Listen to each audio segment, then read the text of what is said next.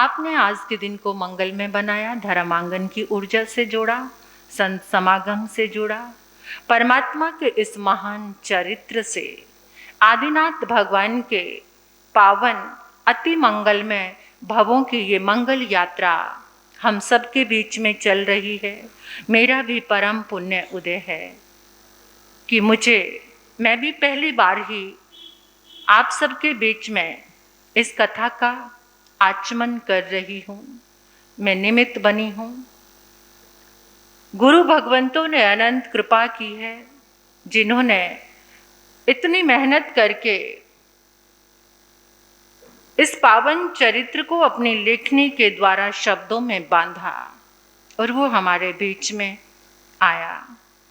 तो इस मंगलमय चरित्र का गान करते हुए, सुनते हुए, कहते हुए जीवन अवश्य ही मंगलमय बनता है। ये श्रद्धा अपने भीतर में जरूर जरूर बिठा कर रखना। अभी ये गीत की लाइनें मैं गा रही थी, श्री महावीर प्रभु को मेरी वंदना, आप भी गा रहे थे। कितनी बार ऐसा होता है कि जब हम महापुरुषों के चरित्र, तीर्थंकर भगवंतों की गुण गाथा सुनते हैं तो हमारे रोम रोम में स्पंदन होता है। कभी लगता है ना, कांटे कांटे से रोम रोम खड़े हो जाते हैं, स्पंदन होता है। तो जिस समय सुनते सुनते ऐसे स्पंदन होते हैं, उस समय हमारी अनंत कर्मों की निर्जा होती है। एक एक रोम पर कितने कितने कर्म हैं, हम सोच भी नहीं सकते, क्योंकि हमारे पास ये जो समय है, जैसे ये शरीर की पर्याय है, जैसे जैसे हमारे मन वचन और काया का जो विचरण है, जो मन का विचरण कैसा है, वचन का और काया का, तो इसमें बंधन ज्यादा हो रहा है और निर्जरा के मार्ग बहुत कम है। निरंतर बंधन में चल रहे हैं हम, तभी इतना आगम गुरुओं की वाणी, प्रभु की वाणी हमारे सामने है, फिर भी हम हल्के नहीं हो पाते हैं, हल्के नहीं हो पाते हैं, क्योंकि तुरंत हम उससे ज्यादा भारी हो जाते, बंधन इतना ज्यादा होता है। प्राचीन काल में जिन्होंने शरीर के ऊपर कुछ शोध किया, तो उन्होंने कहा कि जो हमारा शरीर है वो गुर्दों से, ये जो हमारा हार्ट है, हृदय है, आमाशय है, यानी जो जो अंग है, उसके कारण अगर वो अंग स्वस्थ है तो हमारा शरीर स्वस्थ रहता है। लेकिन अभी इस वर्तमान में एक खोज हुई है कि ठीक है, ये जो अंग हैं हमारे गुर्दे हैं, हमारा हार्ट है, हमारा जो लीवर है, यानी जो जो ये मुख्य मुख्य हमारे अंग हैं, ये ठीक कैसे रहते हैं और मतलब शरीर किससे स्वस्थ रहता है। तो उसके लिए शोधकर्ताओं ने कहा कि हर समय हमारे जो हार्मोन्स हैं उसमें कुछ चेंजेस होता रहता है। जो हमारी बॉडी में ग्लैंड है, हमारी बॉडी में ग्रंथियां है ना, ग्लैंड मीन्स ग्रंथियां, उन ग्रंथियों में हमेशा एक रस स्रवित होता है, यानी उनसे रस निकलता रहता है। वो जो रस है वो हमारे शरीर को स्वस्थ रखता है। समझ आ रही है आपको ये बात? जैसे हमारा ये थायराइड ग्लैंड है, कंठमणि, ये क्या है यहाँ पर? ये थायराइड ग्लैंड है। ये थायराइड ग्लैंड से अगर बराबर सही रूप में रस स्रवित नहीं होता तो इंसान बौना रह जाता है। बुद्धि का विकास और मन का विकास ये थायराइड ग्लैंड से होता है। जब थायराइड ग्लैंड में विकृति आती है, या तो इंसान सूखना शुरू हो जाता है या फिर स्थूल, है ना, वो मोटा होना शुरू हो जाता है। और दूसरा है, एक है हमारा पीनियल ग्लैंड। जो पीनियल ग्लैंड है, अगर उससे रस सही मात्रा में, सही रूप में स्रवित नहीं होता तो उसकी प्रतिभा में कभी भी निखार नहीं आता। यानी उसके पास भय रहता है, सिकुड़न सी रहती है, उसकी प्रतिभा कभी भी निखरती नहीं है। इतना काम करते हैं ये ग्लैंड। आप कहेंगे महाराज जी आप कैसी बात कर रहे हैं, इसका क्या औचित्य है अभी कहने का? तो उसको मैं आपको आगे बता रही हूँ। एक है हमारी एड्रिनल ग्रंथि। एड्रिनल, जो हमारी एड्रिनल ग्रंथि है, उसमें से अगर ठीक से रस स्रवित नहीं होता, भय, चिंता, क्रोध ये अधिक मात्रा में बढ़ना शुरू हो जाता है। हर समय भय लगता रहता है, बात बात में क्रोध आता है, कोई बात नहीं है बिना बात की चिंता।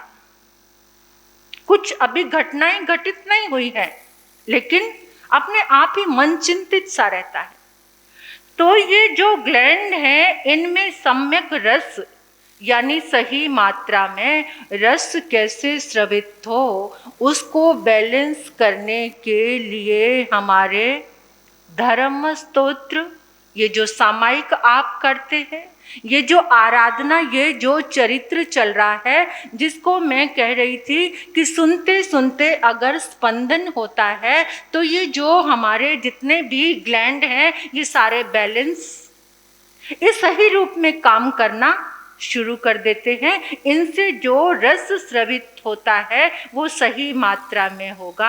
आप कहते हैं ना कि प्रभु की कथा सुनते सुनते मैं भय से मुक्त हो गया। नमो जिनाणं जिये भयाणं की आराधना करते करते हम भय से, नमो थुणं की साधना करते करते क्रोध क्या हो गया? शांत हो गया। तो इससे जब ये आराधना हमारे अंदर चलती है तो हमारे जो ग्लैंड्स हैं उसमें ये तो एक साइंस है। और धर्म, श्रद्धा क्या कहती है कि जब हम श्रद्धा से जुड़ते हैं तो अंदर इतना अमृत इकट्ठा हो जाता है, जैसे मीरा के अंदर हुआ था। जहर भी क्या बन गया था? आचार्य सम्राट पूज्य श्री आत्मा राम जी महाराज, ओहो क्या अद्भुत व्यक्तित्व। सियालकोट में जब वो मुनि थे, उनको इतना तेज ज्वर हो गया था, उनको बहुत ज्यादा असाता होने लगी। एक मुस्लिम वैद्य देखने के लिए आया तो उन्होंने कहा कि इतना छोटा युवा बच्चा, इसकी पीड़ा मुझसे बर्दाश्त नहीं होती। उन्होंने सोचा ये रोग इसको बहुत लंबा चलने वाला है, और उन्होंने वो दवाई की जगह संखिया दे दिया। क्या दे दिया? जहर दे दिया कि इस वेदना को भोगते भोगते अच्छा इसका काम ही तमाम हो जाए। ये कितनी लंबी समय तक इस वेदना को कैसे भोग पाएगा? अब वो देने के बाद तो डर गया कि अभी चिल्लाहट की धर्म स्थान से आवाजें आएंगी कि वो काल कवलित हो गया। लेकिन सुबह क्या देखता है कि वो जो रोग था एकदम शांत हो गया, समाप्त हो गया, और वो पूर्णतः स्वस्थ हो गए। क्या था उनके अंदर? एक युवा मुनि के अंदर इतना अमृत था कि जहर को भी क्या बना दिया? भूतों ने भविष्यति ऐसा आचार्य, भूतों ने भविष्यति, जिन्होंने अपनी कुल्ले की हड्डी का ऑपरेशन बिना किसी एनेस्थीसिया के, बिना कोई भी बेहोशी की दवा लिए बिना, और वो डॉक्टर क्रिश्चियन था, और जब ऑपरेशन हुआ ना तो उसके बाद वो कहता कि मैं ईसा मसीह की कहानियां सुना करता था, और आज ईसा मसीह को अपने सामने, ऐसे जयवंत है ये जिन शासन, ऐसे महापुरुषों से, ऐसे आचार्य भगवान पूज्य श्री आत्मा राम जी महाराज। आज वो धर्म स्थान है ना, वो तपोस्थली है, हमने वहां चातुर्मास किया। मैं अनुभव की बात बता रही हूँ। बिना कारण से साधनाएं प्रकट होती थी, बिना बात से ध्यान लगता था, क्योंकि वो उनकी साधना भूमि और कर्म भूमि, जो रूपा मिस्त्री गली का स्थानक है ना लुधियाना में, वो उनकी तपोभूमि, साधना भूमि, जहां पर यहाँ संघ, यहाँ उत्तम नगर के आप लोग आए थे, वहां पर मैंने अनुभव किया, इतना अनुभव किया कि बैठो तो ध्यान लग जाता था। मैंने समोशरण का ध्यान कराया, पूरे समोशरण का दृश्य, और इतनी चमक जो मुझसे बर्दाश्त भी नहीं हो रही थी। ये आचार्य भगवान के उन शुभ पुद्गलों का, और इससे बड़ा प्रमाण क्या होगा। तो ऐसा होता है कि जब जब ये भीतर से स्पंदन होते हैं, जब जब हमारे भीतर अमृत इकट्ठा होता है, तो वहां जहर आता है तो वो भी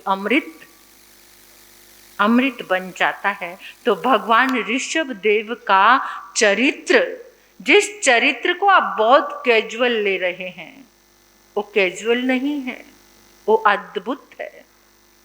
जिनका भाग्य जगा है उनको ही सुनने को मिल रहा है। पुण्यहीन को ना मिले भली वस्तु का योग, सुनो, पुण्यहीन को ना मिले भली वस्तु का योग, जब द्राक्षा पकने लगे काग कंठ भयो रोग।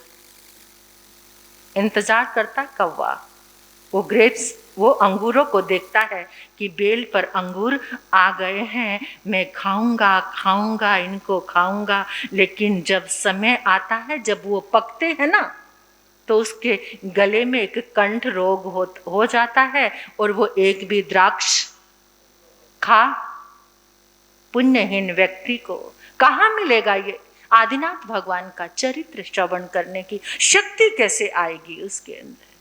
अगर पुरुषार्थ जीत जाए तो फिर कहना ही क्या है। जो रात्रि में सोते समय 3 बार संकल्प लें कि सुबह उठकर मुझे धर्म स्थान में जाना ही जाना है, मुझे सामायिक करना ही करना। संसार के कितने संकल्प लेते हो, कल वहाँ से पैसे लेने जाना है, बड़े कितनी इच्छा से लेकर सोते हैं, कल कहाँ पर जाना डिसाइड करके सोते हैं ना। सारे जितने पुरुषार्थ किससे जुड़े हैं, कुछ पुरुषार्थ धर्म से जोड़ लीजिए, जीवन का कल्याण होगा।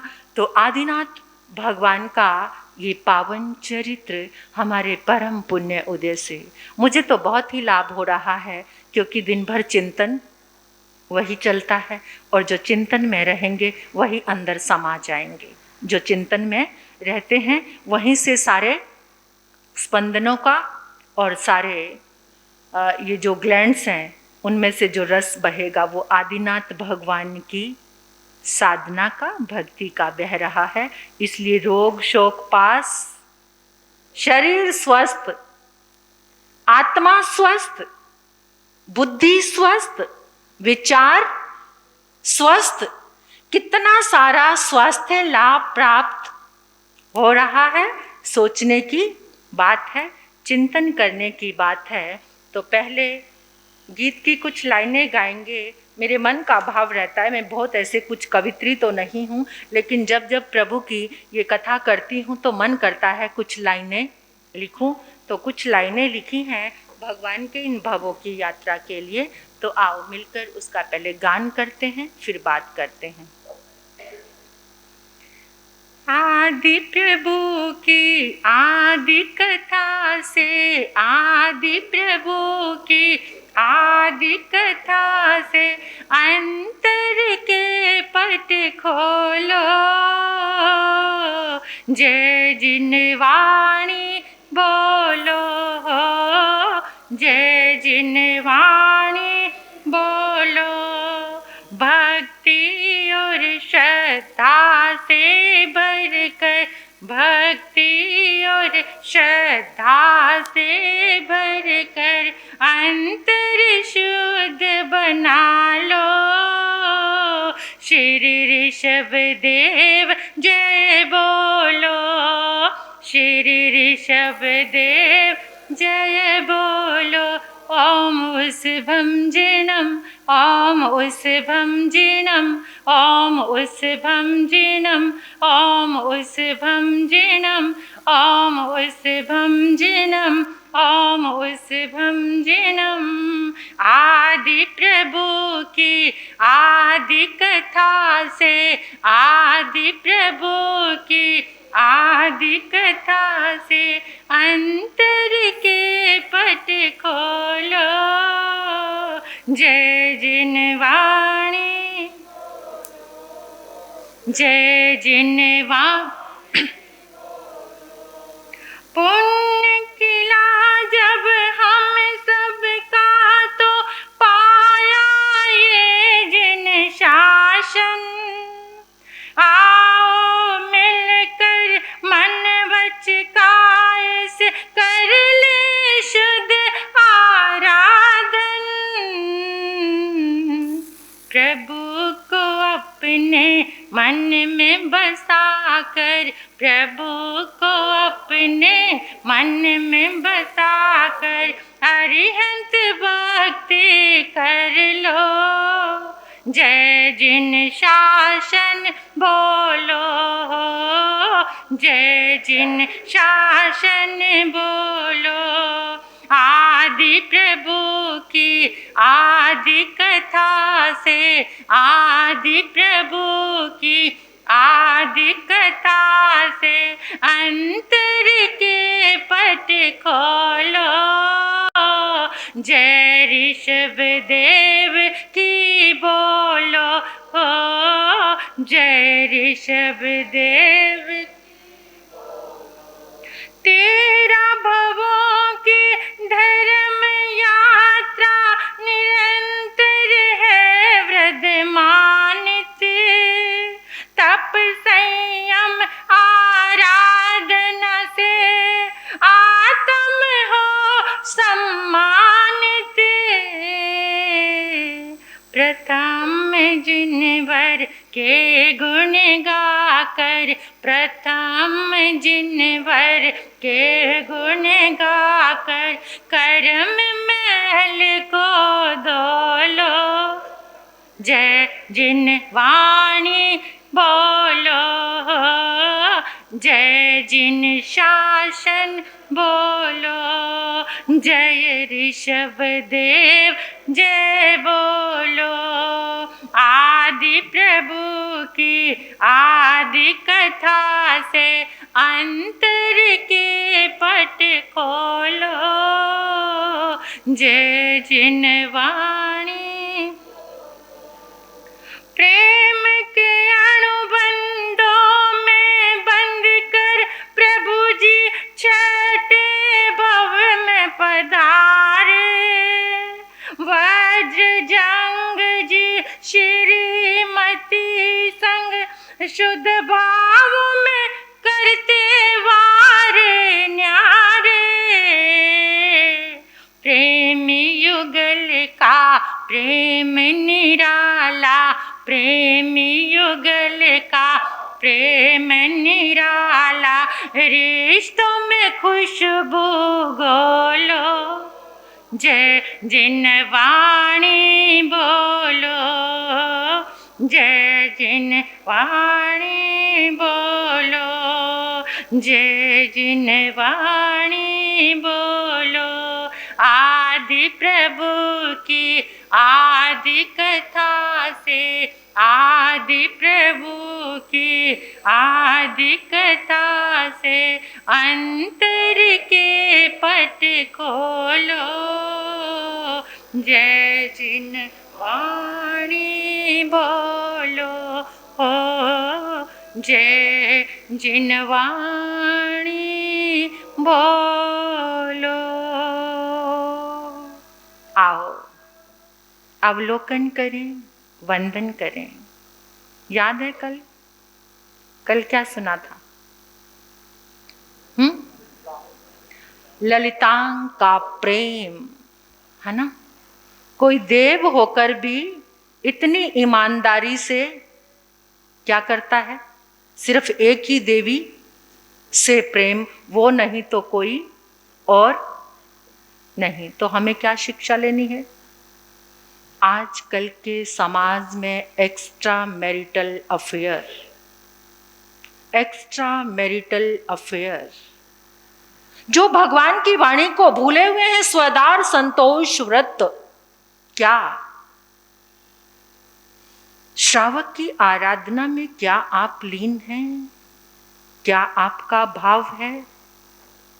आज पूरी दुनिया में युवा कुछ लगता ही नहीं दोष है, घर में बीबी है, बाहर अफेयर है, ये आंखें कहीं से भी टकरा रही हैं और अंदर गंदगी गंदगी भरते चले जा रहे हैं। पहले के समय में आपने देखा था कि जैसे वो शादी विवाह पहले की पद्धति कैसी होती थी, आज भी होती है।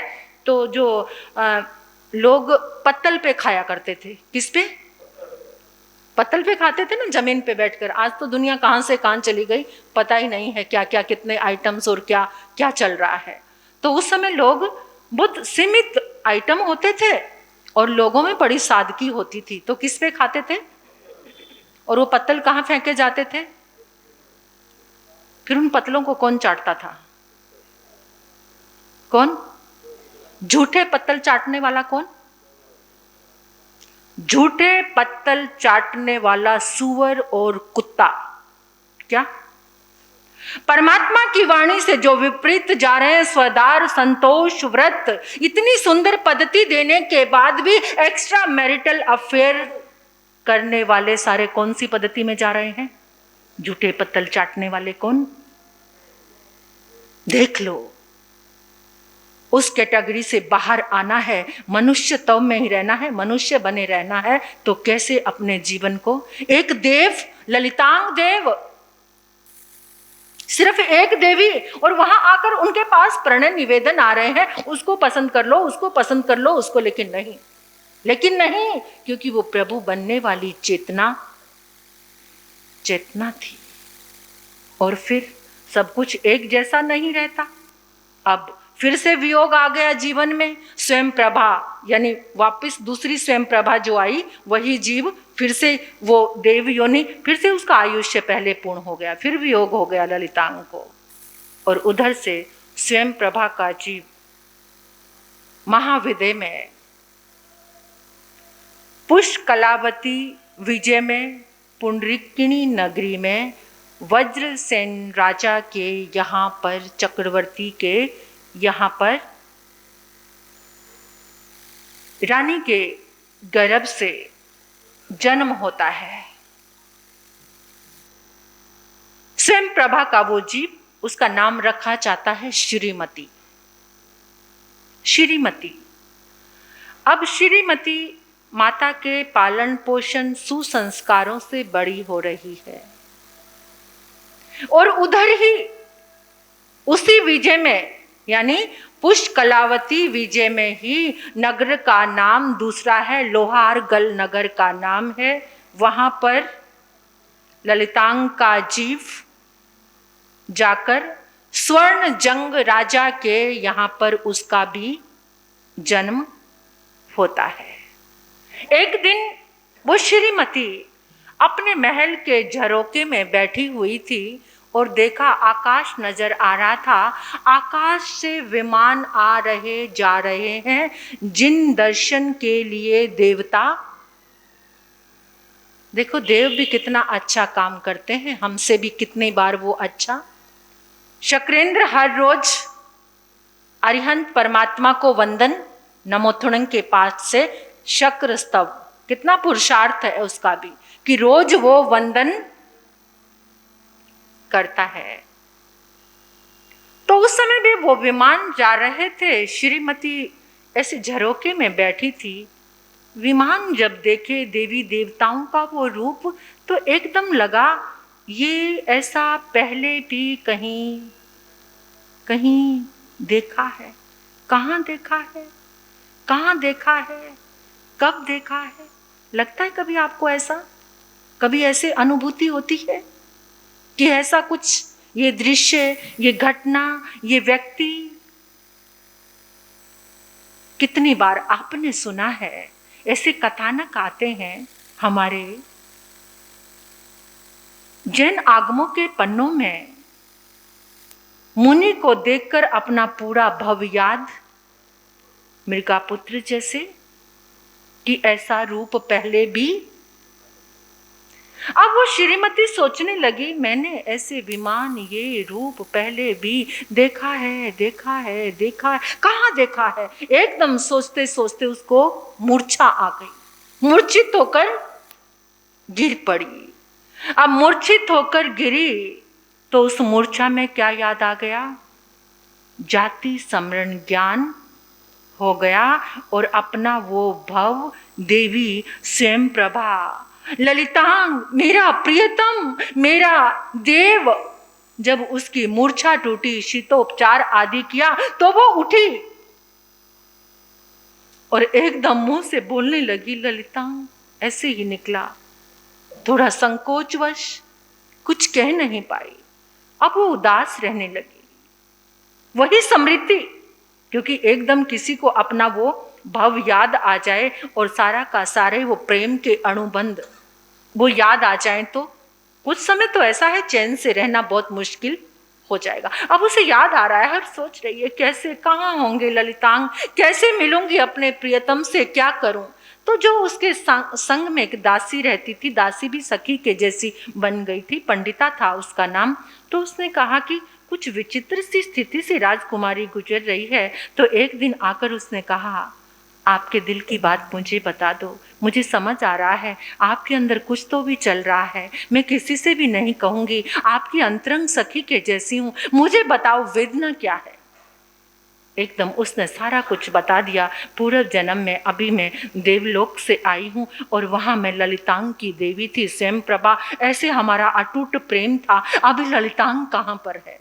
वो कहती चिंता मत करो, मैं इसकी खोज निकालूंगी। जब तुम धरती पर आई हो तो वो भी जरूर आया होगा। राजा वज्रसेन की वर्षगांठ थी, वर्षगांठ पर एक उत्सव रखा हुआ था। ये आजकल जो मनाते हो ना आप एनिवर्सरी डे, तब भी मनाए जाते थे, तभी भी ऐसे उत्सव, लेकिन मनाने के ढंग में कुछ वहां पर मर्यादाएं होती थी। आज इंसान हर चीज में मर्यादा को लांघ रहा है, मर्यादाएं नहीं है, विवेक खत्म हो रहे हैं। तभी समाज को, दुनिया को कुछ संदेश, किसी को, परिवार को, बच्चों को कोई संदेश अच्छे नहीं जा रहे हैं। तो वर्षगांठ पर उस दासी ने एक चित्र तैयार किया, ललितांग देव बनाया, सारी वो देवलोक की कुछ घटनाएं उसमें लोप रखी गई, गुप्त रखी गई। तो वर्षगांठ का जो उत्सव कार्यक्रम चल रहा है, वो दासी उन चित्रों को लेकर उस राजमार्ग पर खड़ी हो जाती है जहां जहां से राजकुमार आ रहे हैं। अब सब पूछते हैं ये क्या है, कुछ मजाक उड़ाकर चले जाते हैं, कुछ ऐसे ही क्या, ऐसे देख के चले जाते हैं। तो इतने में एक राजकुमार आया, वो बड़ी शातिर बुद्धि का था। उसने सोचा इसमें बात तो कुछ जरूर है। ये उसने पूछा, ये चित्र देखा और एकदम उसको पता चल गया कि ये राजकुमारी का कोई प्रेमी है और उसकी खोज चल रही है। उसके शातिर दिमाग ने सोचा कि राजकुमारी को मैं ही प्राप्त कर लेता हूं, और एकदम वो बेहोश होने की एक्टिंग उसने कर दी। गिर पड़ा वो, शीतोपचार से थोड़ी मूर्छा टूटी। वो कहता, हाँ मैं ललितांग हूं, मेरी प्रिया कहाँ है? अब वो जो दासी थी, पंडिता, वो बिल्कुल पंडिता थी, विचक्षण थी। उसने सोचा ये दुष्ट जरूर कोई नाटक कर रहा है। तो अच्छा, ओह बहुत अच्छी बात है, ललितांग मिल गए। तो आप मुझे बताइए कि राजकुमारी को, आपकी देवी को कौन से धर्म गुरु से प्रतिबोध मिला था और वो कहाँ पर थी? जो कुछ बातें गुप्त रखी हुई थी। कहते वो सब तो मैं भूल गया, मुझे याद नहीं, लेकिन हाँ मुझे ये याद है कि मैं स्वर्ग में ललितांग था और मेरी देवी स्वयं प्रभा थी। वो कहती ठीक है, फिर आपकी वो स्वयं प्रभा का मुझे पता है, वो कहाँ पर, वो नंदीग्राम में ही है, वो उसी घाटकी खंड के नंदीग्राम में है। और एक पांव से वो लंगड़ी है, बुरे कर्मों का उदय चल रहा है उसका, वो एक टांग से लंगड़ी है। जाओ घाटकी खंड में पहुंच जाओ और जाकर उससे विवाह। अब जब उसने सुना लंगड़ी है वो एक टांग से, वो कहता लंगड़ी वंगड़ी से मैं नहीं शादी करने वाला हूं। कहते फिर तुम ललितांग हो ही नहीं, चलो निकलो यहां से, निकलो, तुम्हारे बुरे इरादे मुझे पहले ही पता चल गए थे। अब ऐसे लोगों का आना जाना चल रहा है, आना जाना चल रहा है। अगले दिन फिर दासी उसी चित्र को लेकर के उसी मार्ग पर खड़ी हो गई। अब लोहारगल नगर से वज्रजंग ललितांग का वही जीव, वो लोहारगल नगर में स्वर्ण जंग राजा के यहाँ पर उसका जन्म हो गया था। वो भी युवा हो गया और वो जब आया तो एकदम जैसे ही उसने उस चित्र को, अपने उस पूर्व जन्म के स्वरूप को देखा तो एकदम वो आकर वहां पर मूर्छित हो गया, मूर्छित हुआ। और जैसे ही उसकी मूर्छा का उपचार किया तो वो जोर जोर से बोलने लगा, मेरी प्रिया स्वयं प्रभा, कैसे तुम्हें धर्म गुरु, युगंधर गुरु से तुम्हें धर्म मिला था, कैसे तुमने फिर साधु जीवन लिया था, कैसे तुमने मेरे लिया उसको भी न्यौछावर कर दिया था, तुम कहाँ पर हो। जब वो ऐसे बोल रहा था, जो गुप्त बातें रखी गई थी वो प्रकट की, तो एकदम दासी हाथ जोड़कर कहने लगी, राजकुमार तुम्हारा ही इंतजार था, ये सब राजकुमारी की ही योजना थी, आपको ढूंढने की। आप मिल गए और एकदम उनको रुकवाया अच्छी जगह। दौड़ी दौड़ी दासी एकदम श्रीमती के पास आकर कहने लगी, राजकुमारी बधाई हो, बधाई हो, बधाई हो। क्या हुआ?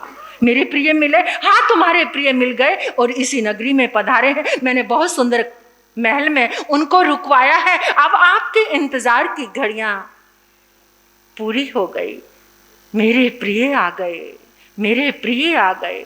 देखो कैसे जन्मों जन्मों के प्रेम के अनुबंध किस तरह से साथ में चलते हैं। राजा की वर्षगांठ का उत्सव हुआ। उत्सव के बाद पंडिता राजा के चरणों में गई और हाथ जोड़कर पूरी की पूरा वृतांत बता दिया। राजा भी प्रसन्न हो गया। वज्रजंग को सामने देखा, इतने सुंदर राजकुमार को, युवराज को देखकर तो राजा गदगद हो गया। मुझे ही ढूंढने जाना था, लेकिन यहाँ तो दामाद खुद ही चलकर कंवर साहब मेरे महलों में आ गए। समय देखकर बहुत सुंदर ढंग से उत्सव की तैयारियां की, उत्सव की तैयारियां की और सुंदर मुहूर्त में, अच्छे स्थिति में, बहुत पूरी प्रजा के सामने उधर उनके पिता पूरी पूरी बारात लेकर आए। यानी बहुत अच्छे मुहूर्त में दोनों का विवाह। फिर से प्रेमी क्या हो गए? इकट्ठे हो गए। जब प्रेम में पावनता, पवित्रता, शुद्धता, एकाग्रता होती है तो वो जीव हमेशा साथ साथ निभी। भगवान और राजुल की 9 भवों की प्रेम कहानी थी ना, और इसको कहते हैं प्रेम कहानी कि मुक्त भी हुए तो दोनों, ऐसा प्रेम होना चाहिए जो मुक्ति तक साथ चले। मुक्ति की प्यास, अभिलाषा, साधु जीवन की, श्रावक बने तो इकट्ठे, श्रावक के व्रत लें तो इकट्ठे लें। ये खाली भोगों तक कोई प्रेम नहीं होता। वो तो एक वासना का रूप है जो देह से जुड़ा हुआ है, जो आत्मिक स्पंदनों से जुड़ जाए प्रेम, जिसमें धर्म की प्यास भी साथ साथ में रहे, वो प्रेम ही मुक्त हो सकता है। वरना मोह तो कभी मुक्त। हम जितने लोग हैं किससे जुड़े हैं? Falling in love, falling in love, प्रेम में गिरना। कौन सा प्यार है ये? जो हमें, जो संसार में किसी से प्रेम है वो कौन सा है? कौन सा है? गिरने वाला। वो कहाँ तक सीमित है? खोज करने की, ढूंढने की जरूरत है। जो महापुरुषों का प्रेम होता है वो कौन सा होता है? प्रेम ही हो जाना। बुद्ध का प्रेम, महावीर का प्रेम, राम का प्रेम, कृष्ण का प्रेम, गुरुओं का प्रेम। अपने ही जैसा स्वरूप जब सामने वाले के अंदर दिखना शुरू हो जाए तो वो क्या है? जो हर समय दूसरों को खिलाने की कोशिश करे, खिलाने, महकाने, वो प्रेम, वो प्रेम। तो आज जिस प्रेम में हम पड़े हुए हैं उसकी परिणति तो बहुत ही खराब है। तो ऐसा वो प्रेम नहीं, वो मोह के पाश है, और वो मोह के पाश तो बंधन का ही रूप है। अब विवाह हो गया, श्रीमती और वज्रजंग पति पत्नी बन गए। बैठते हैं, अपने पूर्व भव की चर्चा करके कभी उल्लास के साथ भर जाते हैं। और उधर वज्रसेन जो चक्रवर्ती राजा, उन्होंने अपने बेटे को, पुष्कर नाम था उसको राज्य की बागडोर दी। यहाँ पर एक बात आती है, मैं जब भी आप किसी भी जैन कथानक को देखेंगे, अपने पुत्र को राज सिंहासन देकर वो निवृत्ति के मार्ग पर बढ़ते चले जाते हैं। और यहाँ जब बूढ़े होने लगते हैं, क्या तमन्ना होती है? क्या तमन्ना होती है? महाराज जी बस इतनी सी कृपा कर दो कि अपने पोते को घोड़ी पे चढ़े हुए, ये तमन्ना है।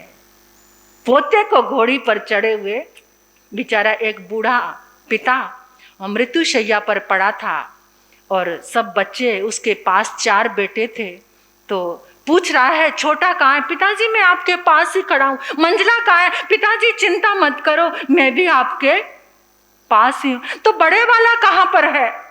वो एकदम दौड़ कर कहने लगा, पिताजी मैं भी आपके चरणों में ही खड़ा हूँ। और दूसरे नंबर वाला, वो कहता, पिताजी चिंता मत करो, आपके सिर के पास ही तो खड़ा हूँ, आप देख नहीं पा रहे। कहते, अरे बेवकूफो, चारों के चारों यहां मरे हुए हो, दुकान पर कौन है?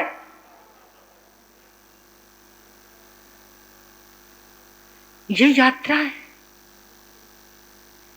ये यात्रा है क्या मृत्यु की? देखो कैसी अद्भुत आत्माएं होती थी। बस देखा कि अब निवृत्ति का मार्ग, अपने बेटे को राज सिंहासन दिया और क्या बन गए? दीक्षा धारण करने का समय आया, लोकांतिक देव आ गए। कौन थे वो? तीर्थंकर थे, वज्रसेन। लोकांतिक देव आए, वर्षी दान चला और फिर वो तीर्थ की स्थापना कर दी, तीर्थ के संस्थापक बन गए। समय निकलता रहा, श्रीमती भी गदगद है, अंदर सुंदर भावों का समावेश है, लेकिन पति पत्नी का अनुराग ऐसा है कि लोग देख देख कर उसको दंग रह जाते हैं। इतना प्रेम, इतना प्रेम, जहां जाना सब जगह एक साथ जाना।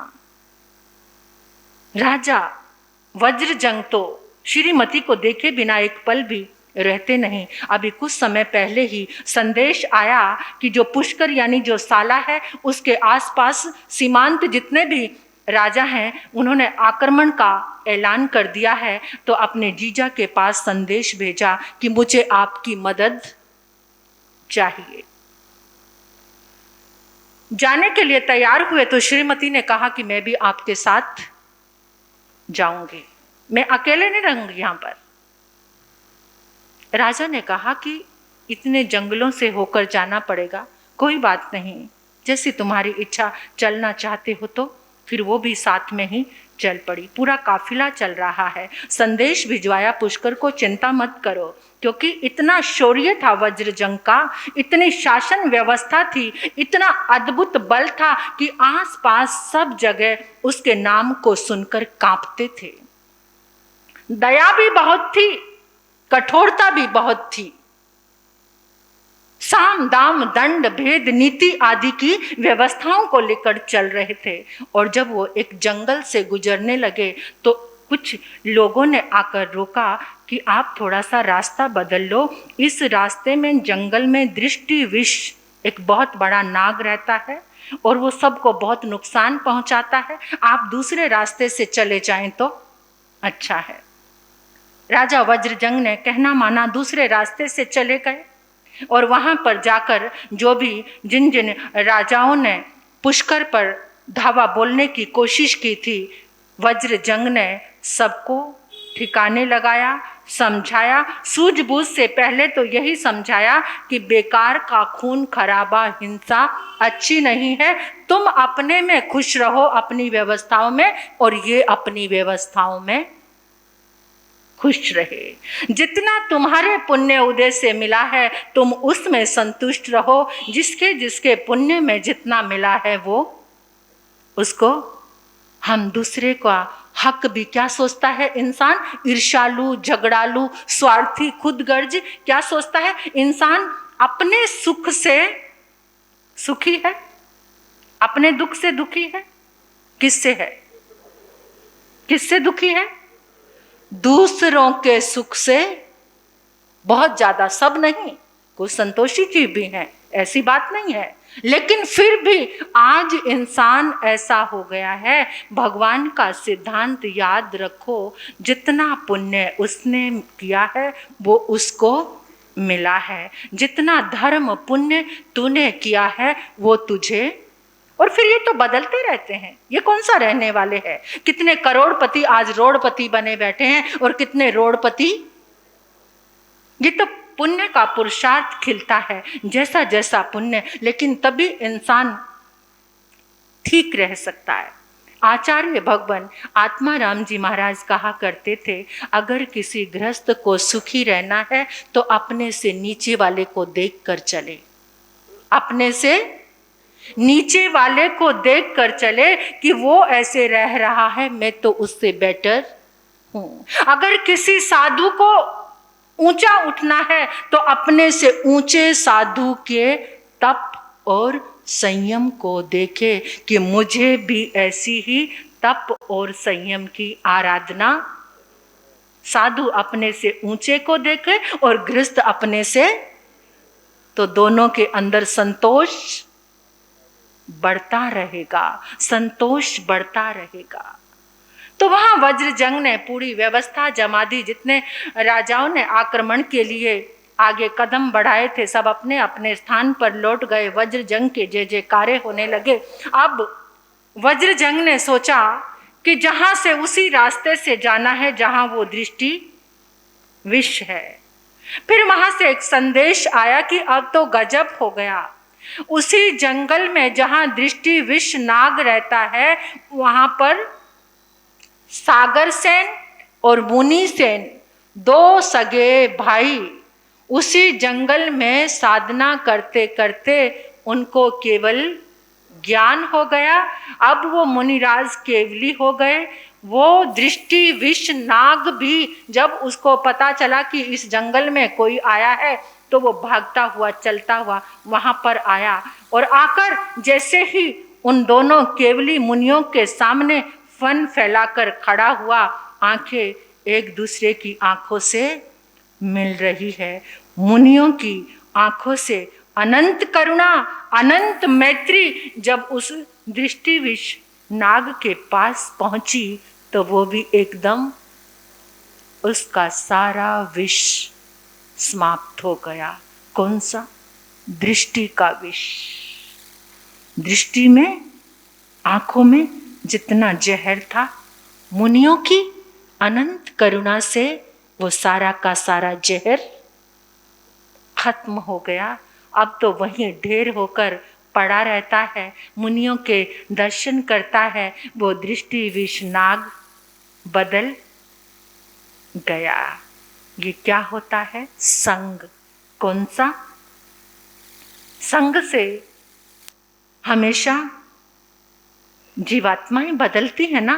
बड़े बड़े पापी लोग उंगली माल जैसे रोहिणीय चोर से बदल जाते हैं ना। सुनते सुनते कभी कभी इंसान बदल जाते हैं। इंसान, हैवान, शैतान सब बदल जाते हैं। तो राजा वज्रजंग अपनी रानी श्रीमती को लेकर के केवली मुनिराजों के चरणों में पहुंचे। बड़े भावपूर्वक वंदन की। अपने पास जो आहार था प्रासुक, प्रार्थना की, भगवान ये प्रासुक आहार है और केवलियों को आहार बहराया। कितना पुण्य।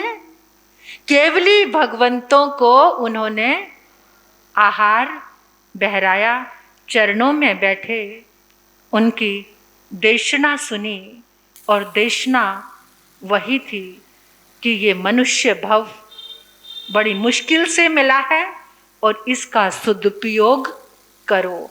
आज जो तुम्हारे पास भाव है, हो सकता है आगे जो भाव मिले उसमें मिले या ना मिले। शुभस्य शीघ्रम, शुभस्य शीघ्रम, शुभ कार्य जितना हो उतनी शीघ्रता से करो। राजा और रानी ने वहीं बैठे बैठे प्रतिज्ञा कर ली कि अब नगरी में जाएंगे, अपने पुत्र को राजपाट देंगे और दोनों जोड़े से संयम अंगीकार करेंगे। अब वहां पीछे कुछ और ही चल रहा है, उसके राज्य में कुछ और ही चल रहा है। बेटा कहता मेरा पिता कैसा है, बिल्कुल कुंडली मारकर सिंहासन पर बैठा है, सिंहासन छोड़ने का नाम ही नहीं ले रहा है। मंत्री को भी साथ में मिला लिया, कोषाध्यक्ष को भी साथ में मिला लिया, और सब ने मिलकर एक योजना बनाई कि जैसे ही राजा और रानी आएंगे कुछ ऐसा करेंगे कि दोनों खत्म हो जाएं। अपना ही बेटा जिसके लिए इंसान मरता है, देखो इन रिश्ते और नातों के लिए ही सारे के सारे पाप हम इकट्ठे करते हैं, और वही रिश्ते क्या करते हैं, मारने के लिए तैयार हो जाते हैं। कितनी विचित्रता है संसार में। आज तो इस पंचम काल में और भी बुरा हाल है, इस पंचम काल में और भी बुरा हाल है। कहीं पर भी कुछ नजर नहीं आता, स्वार्थ ही स्वार्थ है। इसलिए जागो जागो और धर्म में लग जाओ, धर्म में लग जाओ।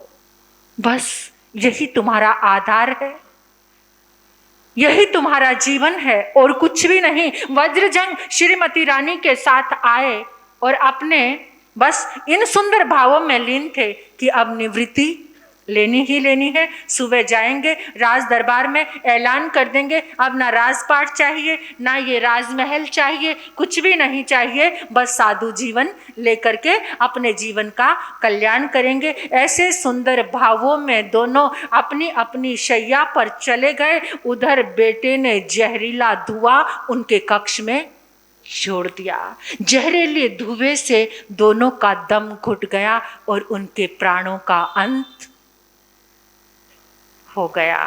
कौन सा भव है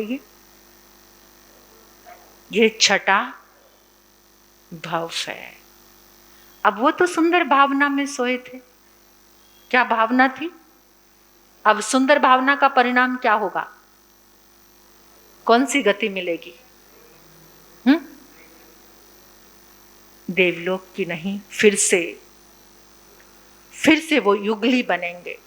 सातवें भाव में ये भवों की यात्रा आगे चलते चलते बहुत सुंदर पड़ाव हैं परमात्मा की चेतना के, आदिनाथ भगवान के। भावधाराएं कितनी पावन और पवित्र हैं, और उनके सब जन्म उधर महाविद्य, धातकी खंड, देवकुरु, उत्तर कुरु, यहीं पर उनके जन्म हो रहे हैं।